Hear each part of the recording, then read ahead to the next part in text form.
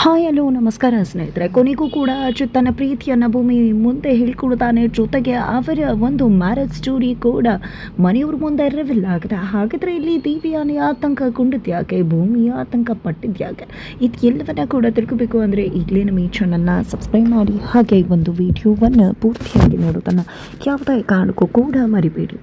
ಇಲ್ಲಿ ಅಚ್ಯುತ್ ಮತ್ತು ಭೂಮಿ ನಿಜಕ್ಕೂ ಕೂಡ ಕ್ಷಣಕ್ಕೂ ಒದ್ದಾಡ್ತಿದ್ದಾರೆ. ಯಾಕಂದರೆ ಇಲ್ಲಿ ಅಪ್ಪು ಮಾಡ್ತಂಥ ಅವಾಂತರದಿಂದ ಎಲ್ಲರೂ ಕೂಡ ಭೂಮಿನ ಪ್ರೆಗ್ನೆಂಟ್ ಅನ್ಕೊಡ್ತಾರೆ.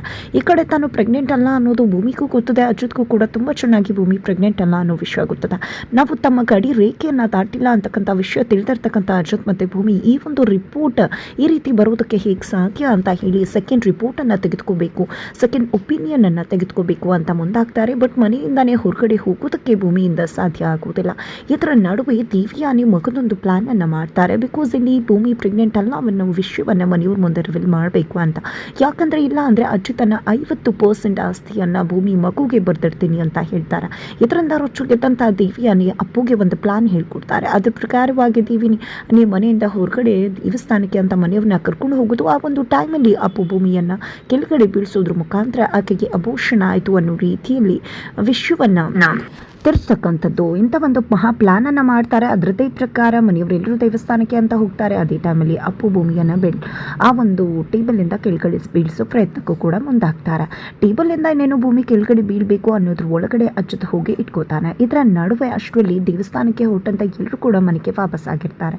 ಏನೋ ಒಂದು ರೀತಿ ಆತಂಕ ಕಸವಿಸೆ ಆಯಿತು ಅಂತ ಹೇಳಿ ದೇವಸ್ಥಾನಕ್ಕೆ ಹೋಗೋ ಬದಲು ಮನೆಗೆ ಬಂದ್ಬಿಡ್ತಾರೆ.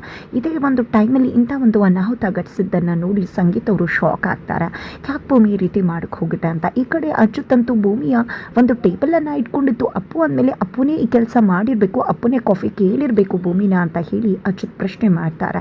ಆದ್ರೆ ಇಲ್ಲಿ ಭೂಮಿ ಅಪ್ಪು ಸಿಕ್ಕಾಕೋತಾಳೆ, ಅಪ್ಪುನ ಎಲ್ಲರೂ ಕೂಡ ಬೈತಾರೆ ಅನ್ನೋ ಒಂದೇ ಕಾರಣಕ್ಕೆ ಇದನ್ನೆಲ್ಲ ನಾನೇ ಮಾಡಿದ್ದು, ನನಗೆ ಕಾಫಿ ಬೇಕಾಗಿತ್ತು, ನಾನೇ ಇದನ್ನೆಲ್ಲ ಮಾಡಿದ್ದು ಅಂತ ತನ್ನ ಮೇಲೆ ಹಾಕೋತಾರೆ. ಈ ಕಡೆ ಏನದಲ್ಲ ಭೂಮಿ ಯಾಕೆ ರೀತಿ ಹೋದ, ನಿಜವಾಗ್ಲೂ ಏನಾದರೂ ತೊಂದರೆ ಆಗಿದ್ರೆ ಏನು ಮಾಡಬೇಕಿತ್ತು ಅಂತ ಹೇಳಿ ಮನೆಯವ್ರಿಗೆಲ್ಲರೂ ಕೂಡ ಕಾಳಜಿ ಮಾಡ್ತಾರೆ. ಇದರ ನಡುವೆ ಅಚ್ಯುತ್ ಏನಾದರೂ ಮಾಡಲೇಬೇಕಲ್ಲ, ಈ ಒಂದು ರಿಪೋರ್ಟ್ ಬದಲಾಗೋದಕ್ಕೆ ಹೇಗೆ ಸಾಧ್ಯ, ಖಂಡಿತ ರಿಪೋರ್ಟ್ ಬದಲಾಗಿದೆಯೋ ಅಥವಾ ಭೂಮಿ ನಿಜಕ್ಕೂ ಕೂಡ ಪ್ರೆಗ್ನೆಂಟ್ ಅಂತ ಬಂದಿರೋದು ನಿಜಾನು ಅನ್ನೋ ಒಂದು ಕನ್ಫ್ಯೂಷನ್ ಸ್ಟೇಟಸ್ಗೆ ಒಳಗಾಗ್ತಾರೆ ಅಚ್ಯುತ್. ಅದೇ ಕಾರಣಕ್ಕೆ ಪೊಲೀಸ್ ಸ್ಟೇಷನ್ಗೆ ಹೋಗ್ತಿದ್ದಾಗೆ ಆ ಒಂದು ಹಾಸ್ಪಿಟಲ್ನ ಫುಟೇಜನ್ನು ತರಿಸ್ಕೋತಾರೆ.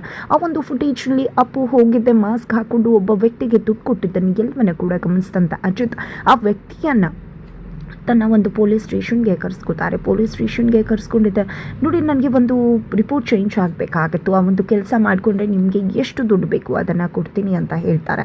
ಇಲ್ಲ ಸರ್ ನನಗೆ ಯಾವುದೇ ಕಾರಣಕ್ಕೂ ಅಂತ ಕೆಲಸ ಮಾಡೋದಿಲ್ಲ ಅಂತ ವ್ಯಕ್ತಿ ಹೇಳಿದಾಗ ನಾಟಕ ಮಾಡಬೇಡ, ನೀನು ಏನು ಮಾಡಿದೆ ಅನ್ನೋದು ನಮ್ಗೆ ತುಂಬ ಚೆನ್ನಾಗಿ ಗೊತ್ತಿದೆ, ನಿನ್ನ ಕತೆ ಏನಾಗುತ್ತೆ ಅಂತ ಗೊತ್ತಾ, ಜೈಲ್ ಒಳಗಡೆ ಹಾಕ್ಬಿಡ್ತೀನಿ ಅಂತ ಹೇಳಿ ಅಚ್ಯುತ್ ಆ ಒಂದು ವಿಡಿಯೋ ಫುಟೇಜನ್ನು ತೋರಿಸ್ತಾರೆ. ದಯವಿಟ್ಟು ಸರ್ ಕ್ಷಮಿಸ್ಬೇಡಿ, ಏನು ದುಡ್ಡುಗೋಸ್ಕರ ಈ ರೀತಿ ಮಾಡಿಬಿಟ್ಟೆ, ಖಂಡಿತವಾಗ್ಲೂ ಅವರು ನಿಮ್ಮ ಹೆಂಡತಿ ಅನ್ನೋದು ನನಗೆ ಗೊತ್ತಿರಲಿಲ್ಲ, ಆ ರೀತಿ ಇದ್ದಿದ್ರೆ ನಾನು ಮಾಡ್ತಾನೆ ಇರಲಿಲ್ಲ ಅಂತ ಹೇಳ್ತಾರೆ. ಇದ್ರ ಮುಖಾಂತರ ಇನ್ನು ಮುಂದೆ ಯಾವುದೇ ರೀತಿಲೂ ಈ ರೀತಿ ಮಾಡಬೇಡ ಅಂತ ಹೇಳಿ ಆ ಒಂದು ಹಾಸ್ಪಿಟಲ್ಗೂ ಕೂಡ ಇನ್ಫಾರ್ಮ್ ಮಾಡಿಸ್ತಾರೆ. ಜೊತೆಗೆ ಈ ಒಂದು ವಿಷಯವನ್ನು ಮನೆಯವ್ರ ಮುಂದೆ ತಾನೇ ಹೇಳೋ ಬದಲು ಡಾಕ್ಟರೇ ವಿಷಯ ತಿಳಿಸಿದ್ರೆ ಖಂಡಿತವಾಗ್ಲೂ ಅದು ಕರೆಕ್ಟ್ ಆಗಿರುತ್ತೆ ಅಂತ ಅಜಿತ್ ಯೋಚನೆ ಮಾಡ್ತಾರೆ.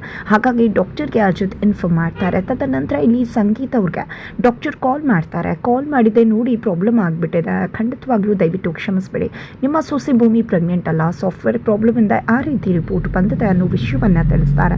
ಇದರಿಂದ ಸಂಗೀತ ಅವ್ರಿಗೆ ತುಂಬ ಅಂದರೆ ತುಂಬ ವಿಚಾರ ಆಗುತ್ತೆ. ಮನೆಯವ್ರಿಗೆ ಎಲ್ಲರೂ ಏನಾಯಿತು ಏನು ಅಂದಾಗ ಭೂಮಿ ಪ್ರೆಗ್ನೆಂಟ್ ಅಲ್ವಂತೆ ಅಂತ ಹೇಳ್ತಾರೆ.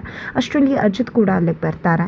ಈ ಕಡೆ ಭೂಮಿ ಪ್ರೆಗ್ನೆಂಟ್ ಅಲ್ವಾ, ನಿಜಕ್ಕೂ ಕೂಡ ಎಷ್ಟು ಬೇಜಾರ ಆಗ್ತದೆ, ನಾವಿಬ್ರು ಎಷ್ಟು ಖುಷಿಯಾಗಿದ್ವಿ ಅಂತ ಹೇಳಿ ಅಜಿತ್ ಡ್ರಾಮಾ ಮಾಡೋಕ್ಕೆ ಶುರು ಮಾಡ್ಕೋತಾರೆ. ಈ ಕಡೆ ದೇವಿಯಾನಿ ಅಪ್ಪುಗೆ ಶಾಕ್ ಆಗ್ತದೆ. ಈ ಒಂದು ವಿಷಯ ನಮಗಷ್ಟೇ ಗೊತ್ತಿತ್ತು, ಬಟ್ ಹೀಗೆ ರಿವೀಲ್ ಆಯಿತು ಅನ್ನೋದು ಇನ್ನೂ ಕೂಡ ಅಪ್ಪುಗಾಗಲಿ ದೇವಿಯಾನಿಗಾಗಲಿ ಗೊತ್ತಾಗಿಲ್ಲ. ಈ ಕಡೆ ದೇವಿಯಾನಿಗೆ ಅನಿಸುತ್ತೆ ಅಪ್ಪುನೇ ಏನಾದರೂ ಈ ವಿಷಯನ ತಿಳಿಸೋ ಪ್ರಯತ್ನ ಮಾಡಿಲ್ಲ ಅಂತ. ಬಟ್ ಖಂಡಿತ ಇಲ್ಲ ಅನ್ನೋ ಸನ್ನೆ ಅಪ್ಪುವಿಂದ ಬಂದಾಗ ದೇವಿಯಾನಿಗೆ ಕನ್ಫ್ಯೂಷನ್ ಶುರುವಾಗುತ್ತೆ, ಹೀಗಿದೆ ಸಾಧ್ಯ ಅಂತ. ಅದರಲ್ಲೂ ಅಜಿತ್ ಡ್ರಾಮಾನ ನೋಡಿದ್ದೆ ಇನ್ನಷ್ಟು ಶಾಕ್ ಆಗ್ತಿದ್ದಾರೆ ದೇವಿಯಾನಿ. ಯಾಕಂದರೆ ಇಲ್ಲಿ ಅಚ್ಯುತ ನಮಗೆ ಬೇಜಾರಾಗಿದೆ, ಆದರೆ ನಿಮಗೆಷ್ಟು ಬೇಜಾರಾಗಿರ್ಬೋದು, ದಯವಿಟ್ಟು ಬೇಜಾರು ಮಾಡ್ಕೋಬೇಡಿ ಅಂತ ಹೇಳಿ ಮನೆಯವ್ರ ಬಗ್ಗೆ ಕಾಳಜಿ ಮಾಡೋಕ್ಕೆ ಶುರು ಮಾಡ್ಕೋತಾರೆ. ಈ ಕಡೆ ಭೂಮಿಗೂ ಶಾಕ್, ಹೇಗೆಲ್ಲ ಇದೆಲ್ಲ ಸಾಧ್ಯ ಅಂತ. ಆ ಕಡೆ ಶ್ರವಣವರು ನೋಡಿದ್ಯಾಕ ನಿನ್ನ ಮಗ ಎಷ್ಟು ಒಳ್ಳೆಯವನು, ಅವ್ರಿಗೆ ಮಗು ಆಗ್ತಿಲ್ಲ, ರಿಪೋರ್ಟ್ ಸುಳ್ಳು ಅಂತ ಗೊತ್ತಾದಾಗ ಅವ್ರ ಮನಸ್ಸಿಗೆ ಎಷ್ಟು ಆಘಾತ ಆಗುತ್ತಾ, ನಮ್ಮ ಮನಸ್ಸಿಗೆ ಎಷ್ಟು ಆಘಾತ ಆಗಿದೆ, ಆದರೂ ಕೂಡ ತನ್ನ ನೋವನ್ನು ಮರೆತು ನಮಗೆ ನೋವಾಗಬಾರ್ದು ಅಂತ ಯೋಚನೆ ಮಾಡ್ತಿದ್ದಾನಲ್ವ. ನಿಜಕ್ಕೂ ಇವನು ಗ್ರೇಟ್ ಅಂತ ಹೇಳಿದೆ, ಬೇಜಾರು ಮಾಡ್ಕೋಬೇಡಿ, ಖಂಡಿತ ಇಲ್ಲ ಕೂಡ ಒಳ್ಳೆಯದಾಗತ್ತೆ ಮುಂದೆ ಅಂತ ಹೇಳಿ ಸಮಾಧಾನ ಮಾಡ್ತಿದ್ದಾರೆ ಅಚ್ಯುತ್ ಮತ್ತು ಭೂಮಿಗೆ. ತದನಂತರ ಇಲ್ಲಿ ಅಪ್ಪು ಕೋಪ ಮಾಡ್ಕೊಂಡು ಹೋಗ್ತಾಳೆ. ಅಪ್ಪು ಹೋಗ್ತಿದ್ದಾಗೆ ಅಚ್ಯುತ್ ಕೂಡ ಹೋಗ್ತಾರೆ. ಈ ಕಡೆ ಭೂಮಿಗೆ ಡೌಟ್ ಬರುತ್ತೆ, ಏನಿದು ಅಚ್ಯುತ್ ಅವರು ಯಾಕೆ ಅಪ್ಪು ಹಿಂದೆ ಹೋದ್ರು ಅಂತ. ಹಾಗಾಗಿ ಆಕೆ ಕೂಡ ಅವ್ರ ಹಿಂದೆನೇ ಹೋಗ್ತಾಳೆ. ಈ ಕಡೆ ಅಚ್ಯುತ್ ಅಪ್ಪು ಹತ್ರ ಹೋಗಿದೆ. ನೀನೇ ಅಲ್ವಾ ಪ್ರೆಗ್ನೆನ್ಸಿ ರಿಪೋರ್ಟ್ನ ಚೇಂಜ್ ಮಾಡಿಸಿದ್ದು, ನಂಗೆ ತುಂಬ ಚೆನ್ನಾಗಿ ಗೊತ್ತಿದೆ ಅಂತ ಹೇಳಿದಾಗ, ಇಲ್ಲ ಅಚ್ಯುತ ಅಂತ ಹೇಳಿ ನಾಟಕ ಮಾಡೋಕ್ಕೆ ಶುರು ಮಾಡ್ಕೋತಾರೆ ಅಪ್ಪು. ತಕ್ಷಣ ವಿಡಿಯೋವನ್ನು ತೋರಿಸ್ತಾರೆ, ಇದರಲ್ಲಿರೋದು ನೀನೇ ತಾನೇ ಅಂದಾಗ ಈ ಕಡೆ ಅಚ್ಯುತ್ ದೇವ್ಯಾನಿ ಹತ್ತನೇ ಬಿಡಲಿಲ್ಲ, ಜೈಲಿಗೆ ಹೇಳ್ಕೊಂಡು ಹೋಗ್ತೀನಿ ಅಂತ ಹೇಳ್ದ. ಇನ್ನು ನನ್ನ ಬಿಡ್ತಾನ, ಖಂಡಿತ ಇಲ್ಲ ಅಂತ ಅಂದ್ಕೊಂಡು ಬಿಡ್ತಾಳೆ ಅಪ್ಪು.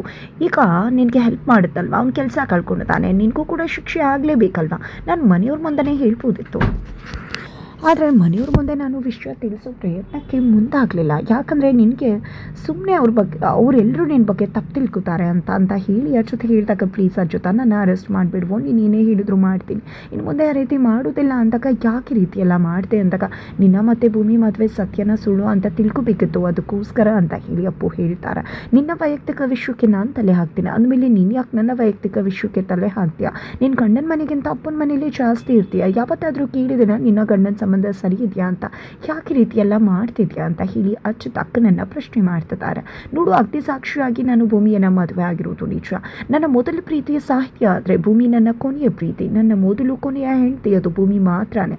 ಇನ್ನಾದರೂ ಕ್ಲಾರಿಟಿ ಸಿಗ್ತಾ, ಇನ್ನು ಮುಂದೆ ನಮ್ಮ ವಿಷಯಕ್ಕೆ ತಲೆ ಹಾಕಬೇಡ, ನಿನಗೆ ಪನಿಷ್ಮೆಂಟ್ ಆಗಲೇಬೇಕು, ಅಂದಮೇಲೆ ನೀನು ಇನ್ನು ಒಂದು ಕ್ಷಣಕ್ಕೂ ಕೂಡ ಈ ಮನೇಲಿ ಇರಬಾರ್ದು ಅಂತ ಹೇಳಿ ಅಚ್ಯುತ್ ಅಪ್ಪುವನ್ನು ಕಳಿಸ್ಬಿಡ್ತಾರೆ. ಈ ಕಡೆ ಭೂಮಿ ಅದನ್ನೆಲ್ಲ ಕೇಳಿಸ್ಕೊಂಡಿದ್ದ ಶಾಕ್ ಆಗಿ ಬರ್ತಾಳೆ.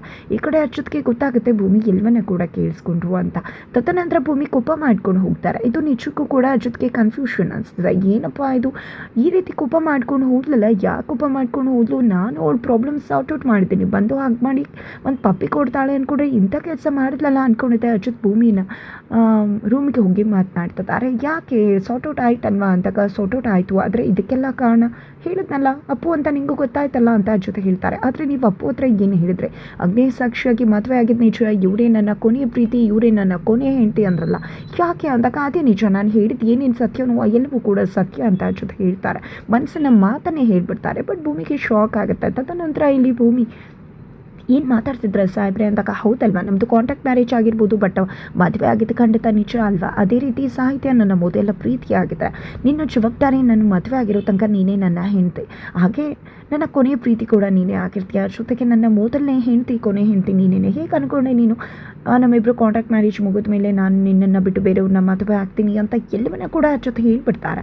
ಆಗ ಭೂಮಿ ಬಂದಿದೆ, ಅಯ್ಯೋ ಸಾಹೇಬ್ರೆ ನಾನು ಇನ್ನು ಮುಂದೆ ಯಾವುದೇ ರೀತಿ ನಾಟಕ ಮಾಡೋ ಅವಶ್ಯಕತೆ ಇಲ್ಲ, ಯಾಕಂದರೆ ಅಂಜುವಿಂದ ಅಲ್ವಾ ನಾವು ನಾಟಕ ಮಾಡೋಕ್ಕೆ ಶುರು ಮಾಡಿದ್ದು, ಈಗ ಅಂಜು ಕಂಡ್ರೆ ಆಗಲ್ಲ, ಅಂದಮೇಲೆ ಎಲ್ಲ ಸತ್ಯ ಹೇಳ್ಬಿಡೋಣ, ಮನೆಯವ್ರಿಗೆಲ್ಲರೂ ಕೂಡ ನಿಜಕ್ಕೂ ಕೂಡ ಪ್ರೆಗ್ನೆಂಟ್ ಅಲ್ಲ ಅನ್ನೋದಕ್ಕೆ ಎಷ್ಟು ಬೇಜಾರು ಮಾಡಿಕೊಂಡು, ನಮಗೆ ಸತ್ಯ ಗೊತ್ತಿತ್ತು ಬೇಜಾರಾಗಿಲ್ಲ, ಬಟ್ ಅವ್ರಿಗೆಷ್ಟು ನೋವಾಗಿರ್ಬೋದಲ್ವ, ಜೊತೆಗೆ ಒಂದಿನ ನಮ್ಮಿಬ್ಬರದ್ದು ಕಾಂಟ್ರಾಕ್ಟ್ ಮ್ಯಾರೇಜ್ ಅನ್ನೋ ವಿಷಯ ಕೂಡ ಗೊತ್ತಾದರೆ ಅವ್ರಿಗೆ ಎಷ್ಟು ಆಘಾತ ಆಗ್ಬೋದಲ್ವಾ, ಇಲ್ಲ ನನಗೆಲ್ಲ ಸತ್ಯವನ್ನು ಕೂಡ ಮನೆಯವ್ರ ಮುಂದೆ ಹೇಳ್ಬಿಡ್ತೀನಿ, ಹೇಳೋದೇ ಸರಿ ಅಂತ ಭೂಮಿ ಹೇಳೋಕ್ಕೆ ಮುಂದಾಗ್ಬಿಡ್ತಾರೆ.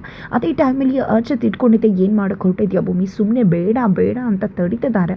ಬಟ್ ಭೂಮಿ ಅಂತೂ ಕೇಳೋಕ್ಕೆ ರೆಡಿನೇ ಇಲ್ಲ. ಅದೇ ಒಂದು ಟೈಮಲ್ಲಿ ಅಚ್ಯುತ್ ಭೂಮಿಯನ್ನು ಇಟ್ಕೊಂಡು ಎಳೆದಿದ್ದ ಹಾಗೆ ಹಾಸಿಗೆ ಮೇಲೆ ದೂಡ್ ಬಿಡ್ತಾರೆ. ಈ ಕಡೆ ಭೂಮಿ ಶಾಕ್ ಆಗ್ತದಾಳೆ. ಅಚ್ಯುತ್ನ ಅವತಾರವನ್ನು ನೋಡಿ ನಿಜವಾಗ್ಲೂ ಅಚ್ಯುತ್ ಭೂಮಿಯನ್ನು ಪ್ರೀತಿ ಮಾಡ್ತಿದ್ದಾರೆ, ಮನ್ಸಾರೆ ನನ್ನ ಹೆಂಡತಿ ಅಂತ ಒಪ್ಕೊಂಡಿದ್ದಾರೆ, ಇದೇ ಜನ್ಮಕ್ಕಲ್ಲ 7 ಜನ್ಮಕ್ಕೂ ಇವಳೇ ನನ್ನ ಗೆಳತಿಯಾಗಿರಲಿ ಅಂತ ಬಯಸ್ತಿದ್ದಾರೆ, ಭೂಮಿಗೂ ನನ್ನ ಪ್ರೀತಿಯ ಅರ್ಥ ಆಗಲಿ ಅಂತ ಕಾಯ್ತಿದ್ದಾರೆ. ಬಟ್ ಯಾವುದೋ ಒಂದು ತಿಳಿತಾ ಇರ್ತಕ್ಕಂಥ ಭೂಮಿ ಮನಸ್ಸಲ್ಲಿ ಅಜಿತೆ ನನ್ನ ಗಂಡ ಅಂತ ಸ್ವೀಕರಿಸಿದ್ದಾಗಿದೆ. ಬಟ್ ಅಜಿತ್ ಮುಂದೆ ಆ ಒಂದು ಸತ್ಯವನ್ನು ಆಕೆ ಕೂಡ ರಿವೀಲ್ ಮಾಡ್ತಿಲ್ಲ. ಹಾಗಿದ್ರೆ ಇದರ ನಡುವೆ ಏನೆಲ್ಲ ನಡಿಬಹುದು, ಈ ಕಡೆ ದೇವ್ಯಾನಿ ಏನು ಮಾಡಬಹುದು, ಈ ಕಡೆ ಭೂಮಿಗೆ ಅಪಾಯವನ್ನು ತಂದಿರ್ತಾರ, ಏನಾಗುತ್ತೆ, ಇದನ್ನು ತಿಳ್ಕೋಬೇಕು ಅಂದರೆ ಮುಂದಿನ ವಿಡಿಯೋಗೆ ವೇಟ್ ಮಾಡೋದನ್ನು ಮರಿಬೇಡಿ.